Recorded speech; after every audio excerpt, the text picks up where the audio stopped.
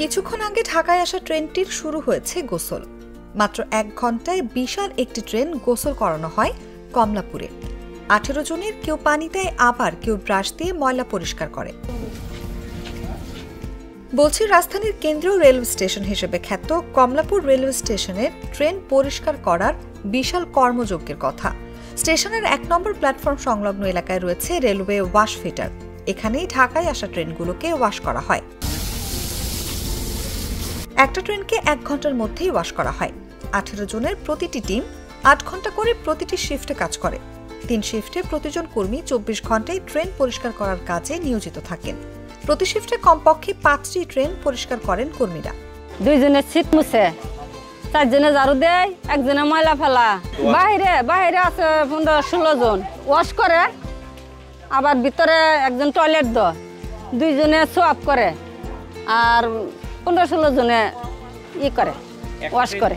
লাগে 1-1.5 ঘন্টা 2 ঘন্টা লাগে, ডেইলি 6টা-7টা করে ওয়াশ।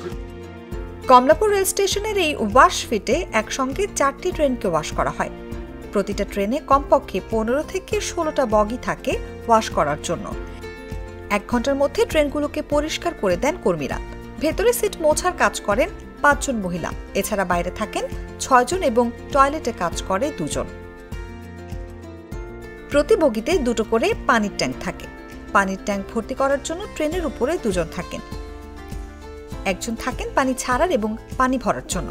কমলাপুর পানির পাম্প হতে এই পানি সরবরাহ করা হয়, যেগুলো হাত, মুখ ও অজু করার পাশাপাশি যাত্রীরা খেতেও পারেন।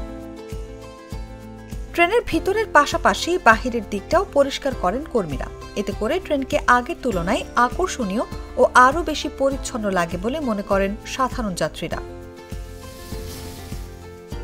এছাড়া ট্রেনের ছাদে অত্যন্ত রিস্ক নিয়ে কাজ করেন কর্মীরা, যেখানে সামান্য পা পিছলে পড়লেই নিচে পড়ে যাওয়ার সম্ভাবনা রয়েছে। এখানে ঢাকা ডিভিশনের গাড়িগুলো কাজ হয়। ঢাকা ডিভিশনের যে গাড়িগুলো ঢাকা থেকে ছেড়ে যায় বা ঢাকা ডিভিশনের যে গাড়িগুলো, এগুলো ওয়াশফিট হয়।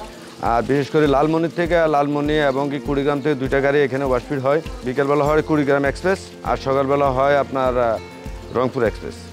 এই 2টা গাড়ি হলো আপনার পূর্বের, পশ্চিমের, আর পূর্বের হলো আপনার সব যে গাড়িগুলো আসে। আর চট্টগ্রাম থেকে যে গাড়িগুলো আসে এগুলো ডাইভার্স হয়।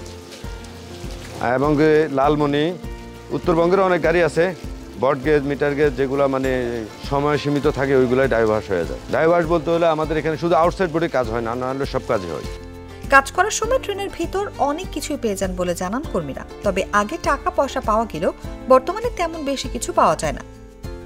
বেশি দামি কিছু পেলে কর্মীরা কর্তৃপক্ষকে দেন কিংবা উপযুক্ত প্রমাণের ভিত্তিতে ফেরত দিয়ে দেন।